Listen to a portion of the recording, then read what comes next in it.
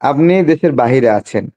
আপনি বলবেন যে রেড ক্রিসেন্টের মতো একটা প্রতিষ্ঠানে মাহফুজ আলমের ভাই মাহবুব আলম নাকি যে কাজটা করছে, অথবা মুনতাসির যেটা করছে, আমি বলতেছি ওভারঅলি এনসিপির মুনতাসিরদের একটা টিম আর মাহবুব আলমদের টিম নাকি, এই দুটা মিলিয়ে আন্তর্জাতিক প্রতিষ্ঠান রেড ক্রিসেন্টের অঙ্গনে যা করছে এটাকে একটু করেন সংশোধন কিনা করে দিই, এখানে মুনতাসিরের কোনো টিম করে নাই, টিটু ভাই? এনসিপির কোনো টিম করে নাই, রেড ক্রিসেন্ট সোসাইটির স্বেচ্ছাসেবক এবং আমি কর্মকর্তা সামগ্রিকভাবে হিসেবে করেছি। এইখানে আমার পরিচয় এইখানে ওখানে যে রাজনৈতিক মিছিল পরিচয় হয়েছে, ছিল না।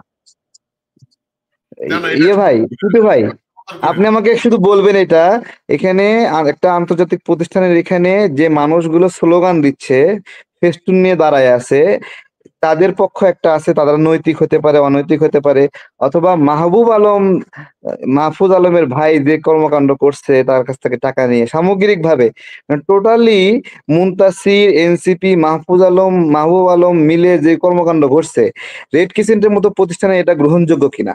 গ্রহণযোগ্য না, গ্রহণযোগ্য না। না না না জিটু ভাই, এভাবে বললে হবে না, গ্রহণযোগ্য না। বাংলাদেশের, আমি যখন সাউথ এশিয়ান ইউনিভার্সিটিতে পড়ছি, ভারতের পররাষ্ট্র মন্ত্রণালয়ের ওই তুমি বিল্ডিং আমেরিকা এর থেকে মধ্যে পড়ে আসলে এটা ঠিক হয়নি মিয়া। আন্দোলন করার সুযোগ আছে না।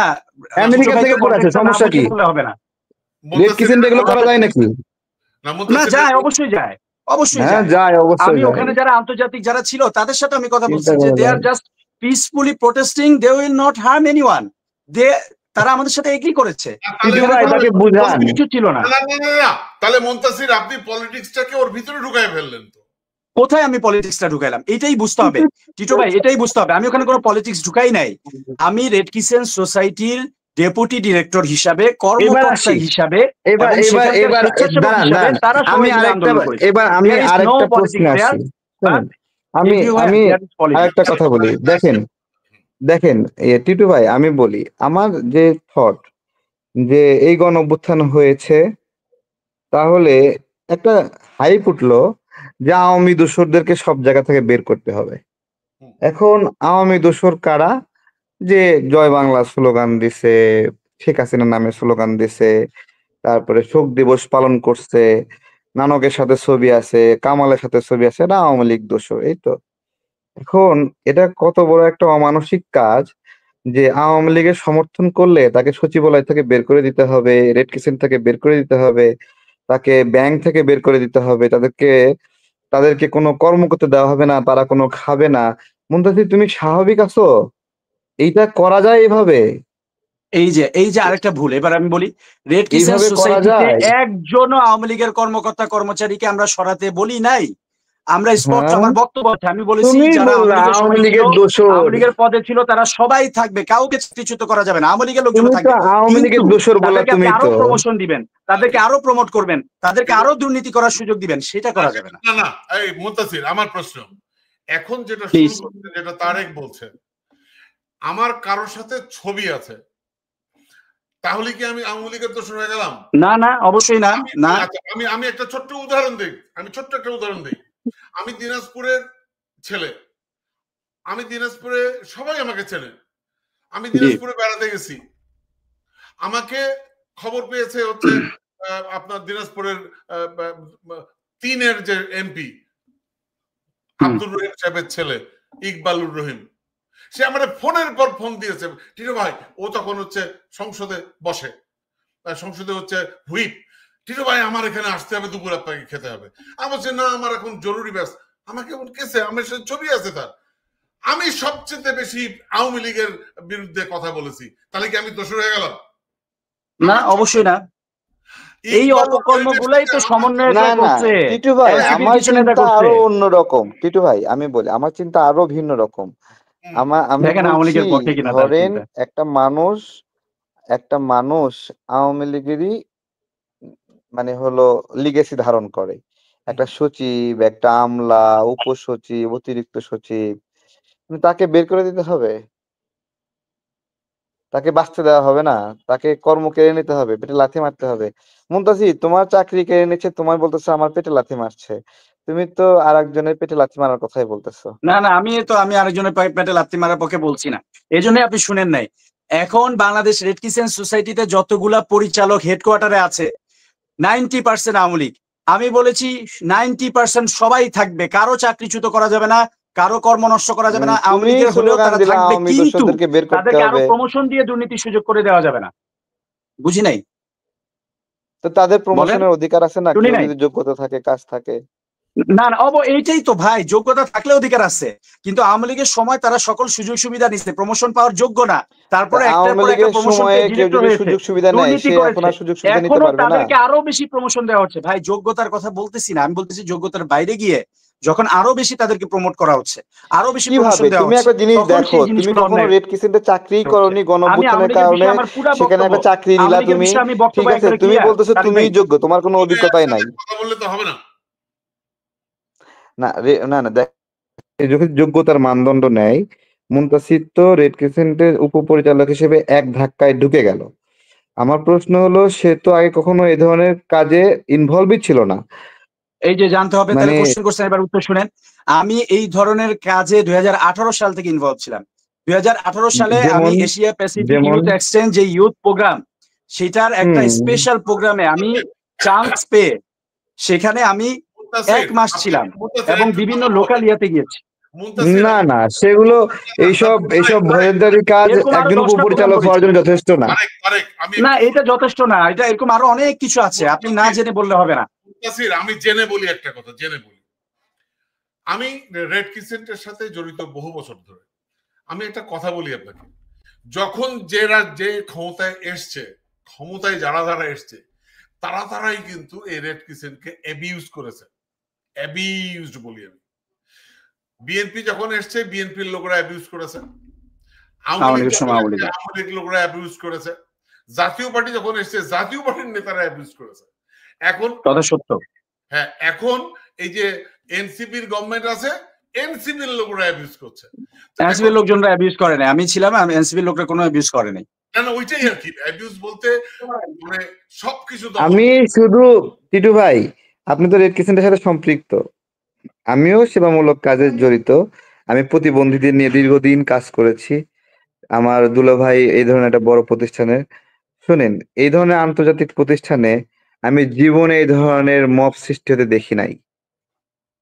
কোনো সারা মব না, দুনিয়া এটা উল্টে ভুল যাবে, কথা। কিন্তু এইখানে কেউ কিছু করে না। এটা এটা এই যে মাহফুজ আলম, মুনতাসির, এনসিপি মিলায়ে যা করলো আন্তর্জাতিক ময়দানে, একবারে মানে হলো এইখানে এই বাংলাদেশ যে এই ধরনের মানবাধিকার সংগঠন অথবা এই ধরনের সংগঠনের জন্য উর্বর জায়গা না, তার একটা প্রতিফলন আমরা দেখলাম এখানে।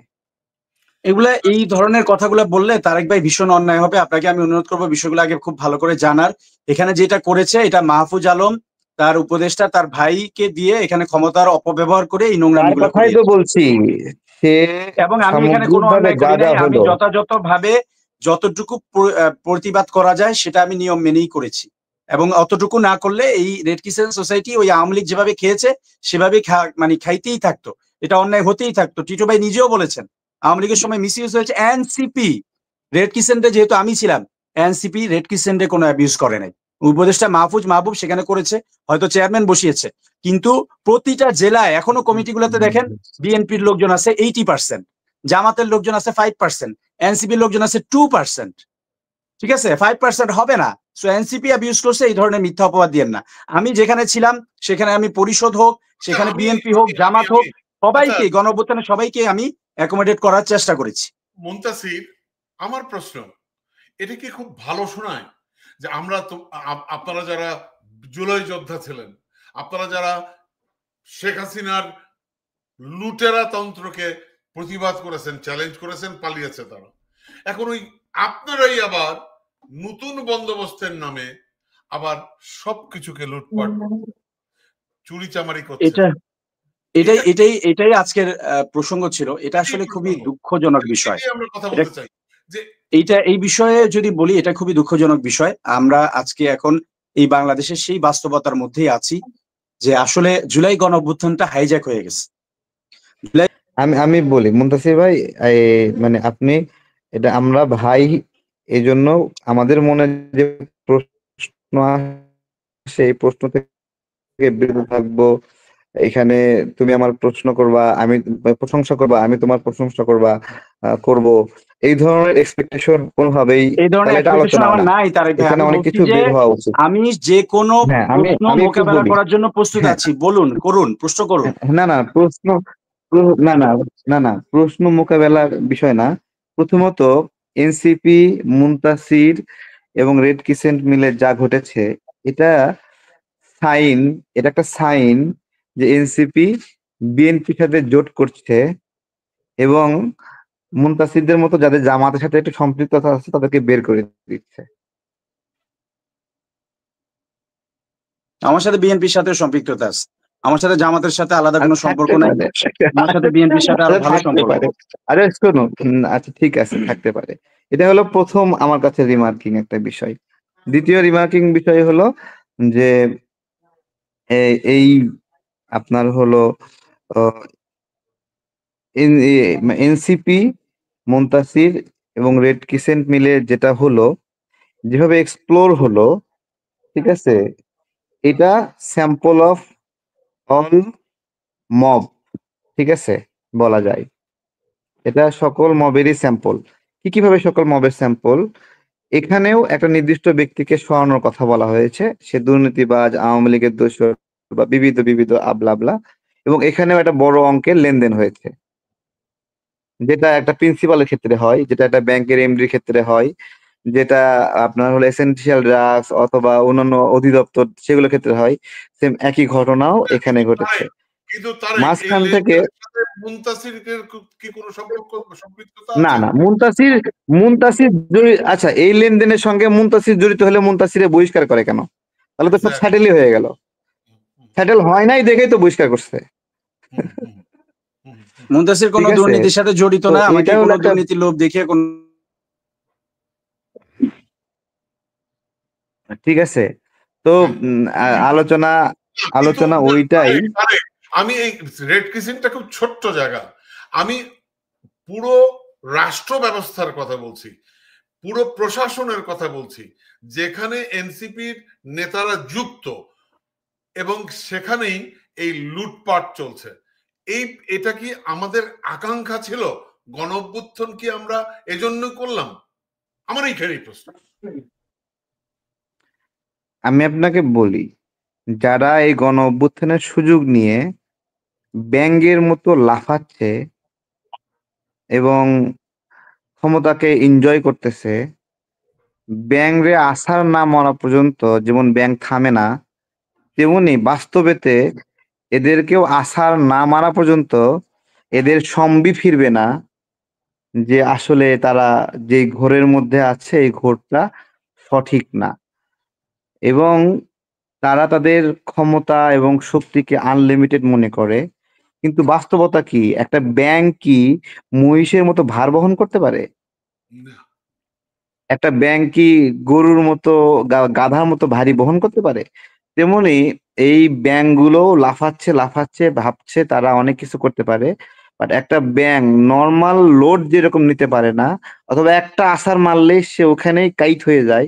এদের সক্ষমতাটা ওইটুকুই, ঠিক আছে। এবং এটা এরা হলো সবার সহানুভূতির সুযোগে এই কাজগুলো করছে, সবার সহানুভূতির সুযোগে কাজগুলো করছে। দেখেন, আসিফ মাহমুদের পিএস এর বিষয়ে তথ্য আসলো আমার দেশে, অস্বাভাবিক লেনদেন। কি করলো আসিফ মাহমুদের পিএস? যে তার একটা ব্যক্তিগত ব্যাংক অ্যাকাউন্ট দিয়া সে দেখায় দিল যে এখানে তো লেনদেনই হয়নি। হুম, তো সে তো বাংলাদেশের নাগরিকদেরকে ওই যে চোদনা পেয়েছে, বুঝছেন, যে ওই অ্যাকাউন্টে সে লেনদেন করছে, আর কোনো অ্যাকাউন্টে লেনদেন করেনি। দুদক কি থিওরিতে কাজ করে? দুদক শুধুমাত্র একটা নির্দিষ্ট অ্যাকাউন্ট নিয়ে কাজ করে না। দুদক তার ফ্যামিলি লিগেসির কতগুলো এনআইডি কার্ড আছে, শিকড়, কোন শ্যালো, কোন দুলাভাই, কোন শালি, এর বাইরে মানুষ যেতেও পারে না, ট্রাস্ট করে না। এর বাইরে টাকা রাখলে সে টাকা চুরি হয়ে যাবে, সে টাকা আর কেউ ফেরত দেবে না, দুর্নীতি টাকা কেউ ফেরত দেবে না। বন্ধুকে ট্রাস্ট এই করে জন্য সে নাকি টাকা ভাই? রাখলেও, কোথায় রাখবে? তার শালির কাছে রাখবে, বান্ধবীর কাছে রাখবে, বুঝছেন, তারপরে হলো মানে গার্লফ্রেন্ডের কাছে রাখবে, বউয়ের কাছে রাখবে, বড় ভাই, ছোট ভাই, ঠিক আছে, এই ধরনের গার্লফ্রেন্ডের লিগ্যাসি। কাছে রাখা কি সেফ তো নাকি তারেক ভাই? গার্লফ্রেন্ড তো ব্রেকআপ হয়ে গেলে টাকা নিয়ে ভাইগে যাবে গা। আচ্ছা তারপরেও মনের একটা শান্তি পাবে সে যে তার গার্লফ্রেন্ডই নিয়ে গেছে, ঠিক আছে। গার্লফ্রেন্ডের কাছে আচ্ছা, হ্যাঁ, তো তারেক আপনার তো ভালো আইডিয়া হ্যাঁ, আছে তারেক ভাই। না না, আপনি এটা কিছু রাখছেন খুবই নাকি জুলাই স্বাভাবিক। গণঅভ্যুত্থানের নেতা হিসাবে? না না, আমি শেষ করি, তুমি তারপরে আমাকে অনেক বলো, ঠিক আছে। না, আপনাকে হ্যাঁ, আমি কিছু বলবো না। তো এই বলেন। দুদকে আমার দেশের যে প্রতিবেদন, সেই প্রতিবেদনটা ছিল কিসের ভিত্তিতে? ওভারঅল তার সাথে রিলেটেড যে অ্যাকাউন্ট গুলো, সেই অ্যাকাউন্ট গুলো ওই যে এনআইডি কার্ড রিলেশন, সিম কার্ড রিলেশন, ফ্যামিলি রিলেশন, এই সামগ্রিক রিলেশনে একটা প্রতিবেদন দিয়েছে দুর্নীতি। আর সে এটা পোস্ট করছে এই যে এইটা, ঠিক আছে। তো আমি বলতেছি ডক্টর ইউনূস চুপচুপ করে সহ্য করছে, বুঝছেন? সহ্য করছে না। একটা হলো সহ্য করছে, আরেকটা হলো সে নিজেও এই ধরনের একটা দুর্নীতিগ্রস্ত মানুষ। সে নিজেও করে, ছেলেপেলেও করে। তো সমস্যা কি? সবাই মিলেই করে। ঠিক আছে? তারেক তো আমি আপনার কাছে এই তারেক এই আপ- আপনার শেষ হলে আমি হ্যাঁ, আপনার কাছে বলেন। হ্যাঁ। সেই শেষ করে দিচ্ছি। আর বলব না। হুম, হুম। তো আপনার হলো আমার আসলে আজকে জিজ্ঞাসা করতে ইচ্ছা করে সেই মানুষগুলো যারা অগাধ ভালোবাসা নিয়ে ১০ বছর হুম। চেয়েছিল, ঠিক আছে? তাদের মনের অবস্থা এখন কি সেটা জানতে ইচ্ছা করে, ঠিক আছে? এবং তারা আমাকে এখনো দালাল ভাবে কিনা। এবং দেখেন একটা জিনিস মজা আছে। আ যখন আমি এই এনসিপি তারপরে এই উপদেষ্টা, ছাত্র উপদেষ্টাদের দুর্নীতির বিরুদ্ধে কথা বলছি না? তো জামাত তো তাদের বন্ধু ছিল না? তো ওরা আমাকে খুব গালিগালাজ করতো যে জুলাই অভ্যুত্থানের বিরুদ্ধে। আমি গত ২ দিনে একটা মানে কয়েকটা ফেসবুকে পোস্ট দিছি জামাত নেতাদের। তারা বলতেছে যে উপদেষ্টাদের নির্বাচন করা উচিত না। অথচ এটা আমাদের বয়ান। ঠিক আছে? হুম, হুম। আমাদের বয়ান।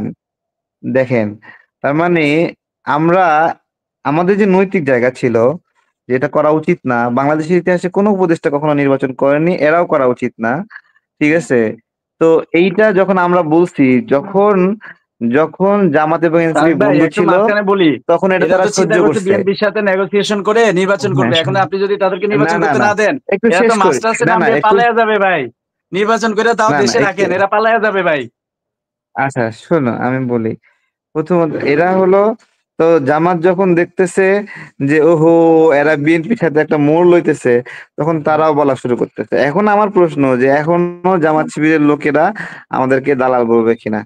আর একটা কথা বলি যে আমরা বিএনপির সাথে যখন দূরত্ব ছিল এনসিপি, তখন আমরা ছাত্র উপদেষ্টাদের দুর্নীতির বিরুদ্ধে বলছি, তাদের লুটপাটের বিরুদ্ধে বলছি এবং তারা যে নির্বাচন করতে চায় সেটার বিরুদ্ধে বলছি।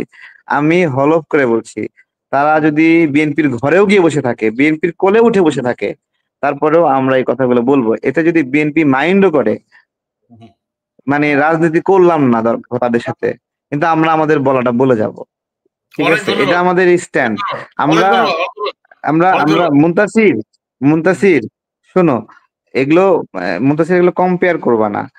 ঠিক আছে? কম্পেয়ার করবা না কেন? আমরা ক্ষুধা দারিদ্র্যের সঙ্গে যে লড়াই করছিলাম, আমরা অ্যাক্টিভিস্ট মানুষ সেই লড়াইটা অব্যাহত রাখি।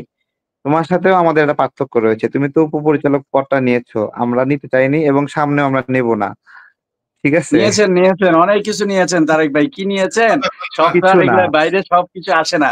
আমি যা করেছি প্রকাশ্যে কিচ্ছু নিয়েছি। বলতে আমি কোনো পারবা না। রাষ্ট্রীয় পদ নিইনি, চাকরি অসম্ভব। নিয়েছি। এই ধরনের অন্যায় কথা তারেক ভাই এক্সপাঞ্জ করতে হবে। না না এটা আমি প্রত্যাহার করতে হবে। মুনতাসির, আমরা আমরা টিটো ভাই আছে না, অসম্ভব। টিটো ভাই আপনি উপস্থাপক। এই আপনি আমি বলুন, সর্বোচ্চ একটু আমার আমি আওয়ামী ফেসবুকে লীগ এসে আমলে বিভিন্ন জায়গায় যোগ্যতা থাকার আমি পরেও সুযোগ পাইনি। আমি মুনতাসির আমার নিজের যোগ্যতা দিয়ে একটা মুনতাসির চাকরি নিয়েছি। তারেক ভাই যদি না সেটা না বলে সুযোগ সুবিধা নেওয়া, তাহলে এটা তো খুবই অন্যায় আমার প্রতি। আরে আরে বাংলাদেশে আরো অনেক বেকার আছে। তুমি একমাত্র হ্যাঁ, তো উপপরিচালক বেকার না। হইছে, কোন একটা বেকার পরীক্ষা কমে দিয়ে গেছে, এজন্য আপনার খুব উপপরিচালক হয়েছে দুঃখ বলো? কষ্ট লাগতেছে। আপনার সাথে যারা আছে সজল টজল থেকে শুরু করে যারা জুলাই গণ অভ্যুত্থানে অবদান রাখছে, তাদেরকেও চাকরি দেওয়া উচিত, তাদেরকেও কর্মসংস্থানের ব্যবস্থা করা উচিত। তারা কেন রাজনীতি কামলার মতো সারি খাটতে থাকবে, তাদের কোনো নিয়ে ইনকাম তুমি সোর্স থাকবে না? আমি শোনো একটা চাকরি নিছি, শোনো আপনি আমাকে এভাবে অন্যায় ভাবে বলতেছেন? তাদের নিয়ে না তুমি আরে আমি তাদের নিয়ে আপনাকে ভাবো স্পেসিফিক না। কারো ব্যাপারে বলতেছি না, তারা কিন্তু আপনি যে আমাকে বললেন তারা যে যে তারা কি লড়াই রাজনৈতিক করতো কামলা তারা খাটতে সেই সবাই, লড়াইটা আমি এখনো একটা করে। চাকরি নিছি, একটা বেকার কমছে, তো সমস্যা কি হয়েছে? ঠিক আছে, আমি তো কোনো আমি অন্যায় এটাকে করি নাই, কোনো ঘুষ দিয়ে চাকরি আমি নিই নাই, আমি কি কোনো তোমাকে গালি রাষ্ট্রীয় পদ দিছি? নিই নাই, উপদেষ্টা হই নাই, কোনো সচিব হই নাই। আমি বলি মুনতাসির, ও যেটা বলতে চাচ্ছে, তারেক বলতে চাচ্ছে আপনি একটা মানে উনি একাই হচ্ছে ফেরেশতা। আপনি একটা সুবিধা তো নিয়েছেন। কই সুবিধা নিলাম? কোথায় সুবিধা নিলাম? সুবিধা কোনটাকে বলে? না, সুবিধা আমি যদি কোনো অনৈতিক ভাবে কোনো অন্যায় কিছু নিতে, সেটাকে আপনি সুবিধা বলবেন। যেটা আমার ন্যায্য সেটাকে আপনি সুবিধা বলতে পারেন না, এটা অন্যায় কথা। এটাই হলো এটাই হলো যখন এনসিপি হয়ে যায় তখন তারা সব বৈধ মনে করে। মুনতাসির, আমরা যারা দেশের বাইরে থেকে সংগ্রাম করেছি, কথা বলেছি, গালি দিয়েছি, মামলা খেয়েছি, আমাদের মধ্যে অনেকেই কিন্তু সরকারে হালুরুটি খেয়েছে, খাচ্ছে, আমরা কিন্তু নেইনি। আমিও নিই নাই, আমি সরকারের কোনো আলুয়া রুটি খাইনি। প্রশ্নটা ওই জায়গাতে আর কি, প্রশ্নটা ওই জায়গাতে। আমি আপনাকে একটা প্রশ্ন করতে চাই, করে শেষ জি করবো প্লিজ। আজকের অনুষ্ঠান।